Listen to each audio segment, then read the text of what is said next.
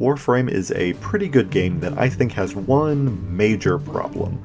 Now, that statement is maybe hard for me to justify when I've already put 500 hours into the game. Oh no, that feels bad. But the meat and potatoes of the game are genuinely solid. Combat's fun in most ways you can think of, the guns are punchy and varied, the melee is fast and flashy. The game's visual look is stylish and detailed with a lot of flowy shapes and biomechanical stuff going on, and everything involving the infestation is just, it looks grody in the best way. The story is incomplete at this point, but what's there can be interesting. Oh, you get a bow that shoots pods that grabs dudes with tentacles, pulls them in, and then just explodes, and that's objectively rad. There's also Clem, and everybody loves Clem. Everybody. Or they perish. If you have some friends to play it with, by all means, grab some drinks, hop on a Discord call, queue up a mission, and have a rootin', tootin', shootin' and lootin' time. Be a magic space ninja. It's a whole lot of fun. No, my main issue with Warframe is everything around that play. All the meta progression and loot chasey stuff. At its heart, Warframe is about the grind. There's multiple progression systems stapled on here and there, but the two best examples for my point today are the relics and the arcanes. If you're wanting some of the later game, especially shiny stuff, the prime weapons or the prime warframes, you'll generally have two options. One is to drop real-world money on the game's premium currency, platinum, and buying what you want directly from the cash shop. If you want to get the item for free, you'll need to get the blueprint for the item itself, and usually 3 different blueprints for parts. Build each blueprint with a real-time timer of hours to days, depending, and assemble the item that way. Both the parts and the blueprints are dropped from relics, but it's a multi-step process. You'll need to find specific relic items by running specific missions that have a chance to drop the relic you're looking for. Once you have some copies of the relic that drops the blueprint that you need, you'll take them with you on a special relic mission. Special here meaning a mission you've already run dozens of times before, but now it continuously spawns in a bunch of shiny boys, so it'll be harder. When you finish a relic mission, your equipped relic is consumed and randomly drops one of the items from its loot table. Repeat until you get the blueprint that you want from the relic. That's what you'll need to do for all 3 parts, as well as the blueprint itself, and you'll generally be doing it for every prime weapon and every prime warframe that you want. And those weapons specifically, you're going to need for late game play, as the non-prime versions that you can get without some kind of grinding fuss are generally weaker and outpaced by the power curve fairly quickly. Did I mention some of these have single-digit drop percentages? If you're looking up which missions drop the relics you need, it's more manageable, but it's always very time-consuming. The relics are a long process of low probability drops, but they're not even the worst in the game. No, for my money, the worst is arcanes. Essentially, powerful late-game mods for your weapons and characters that can radically change your build's utility and survivability. Most can only be acquired from specific faction vendors or drops in high-level missions. A handful of arcanes could only be dropped from one specific mission with a drop rate of 5% per roll on the loot table. And you needed 21 copies of the same arcane in order to get the full effect of the thing. That is just awful. Technically, you could always trade for copies from other players, but they were usually asking for platinum in return, so fully free-to-play players were still going to be stuck with the grind. Between the heavy reliance on random drops, Warframe's missions being cobbled together out of prefab tile sets Diablo style, and enemies that can be mowed down without much thought by the time you have a reasonable build, and you've got a recipe for tedium. But I kept playing and playing and playing. If I was gunning for something specific, I'd keep playing, past the point of being bored or frustrated, past the point where I needed to sleep, because if I ran one more time, maybe I would get the arcane I was looking for. So queue up one more run, baby. In a documentary produced by Danny O'Dwyer's YouTube channel NoClip, link in the description, it's a pretty good watch, a Digital Extremes developer talked about a moment that drove the studio away from the loot box style microtransactions typical of free-to-play and live service games at the time, involving Kubrows, one of the in-game pets.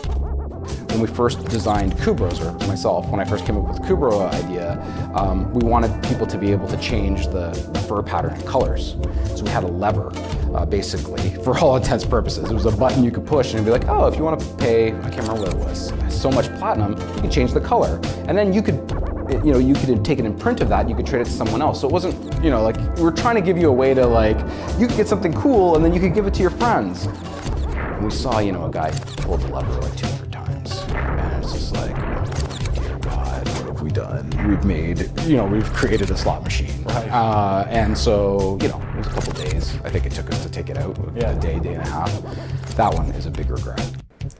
They go on to acknowledge that it would have been profitable to keep as is, but since that kind of exploitation was not their intent, they removed it.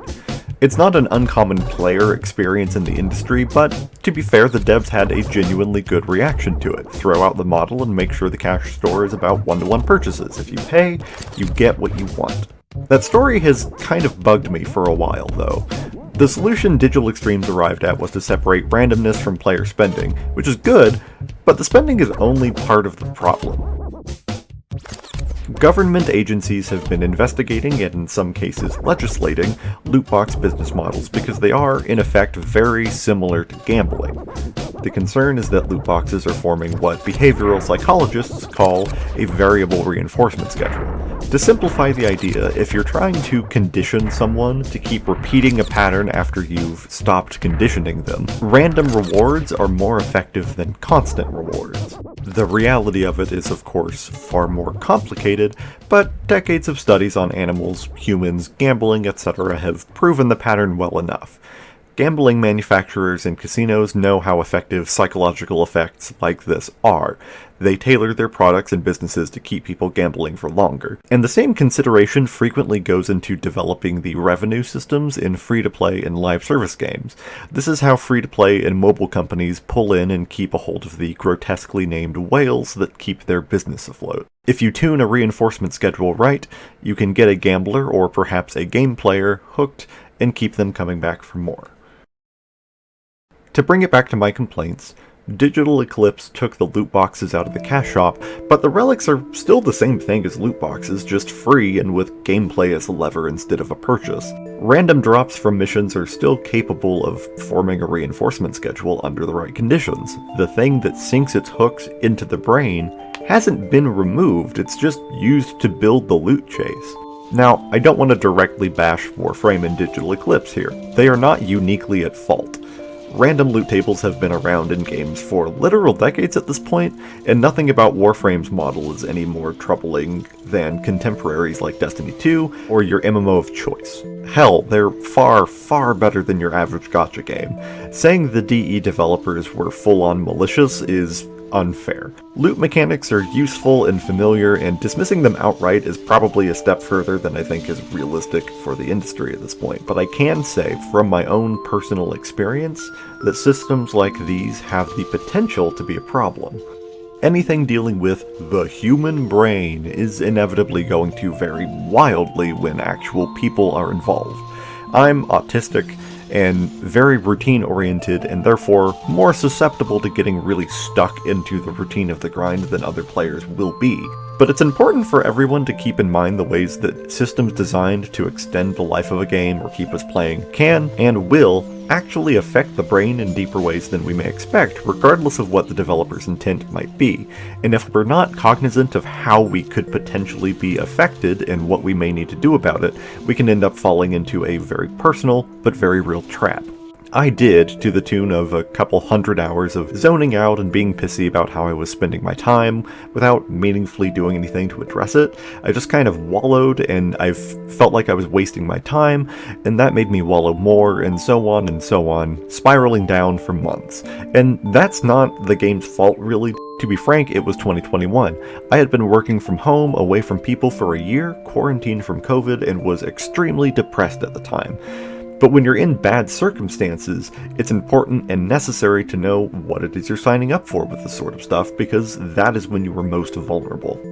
This video isn't intended to be a call-out or criticism as much as it is me just retroactively giving myself, and hopefully anyone with similar issues to me, a heads up. Think about this sort of stuff. Know your brain, know your risks, take steps to mitigate, and you can keep a healthier relationship with whatever it is you've picked to be your dumb fun du jour. I ended up with a deeply sour and kind of resentful opinion of Warframe for a while because of the way it just ate my life and my time. But I figured out what my problem there was. I made changes to how I managed my time. When I've played similar games like Destiny in the intervening time, I haven't gotten stuck in the same feedback loop. And hopefully, me working about it on screen might prompt someone else to think things through and do the same. Or something. I don't know. And that, I suppose, is my love-hate relationship with Warframe, spelled out for you. Or maybe spilled out is more accurate. It was more rambling than coherent essay. It's been a while since I tried making any kind of video, so I'm very rusty. At this point, I'm not even really sure what I want this channel to be, but I have a few weird little games piled up that I've been wanting to check out, so I think it'll be a good time. Until whatever comes next, fuck capitalism, go home, peace.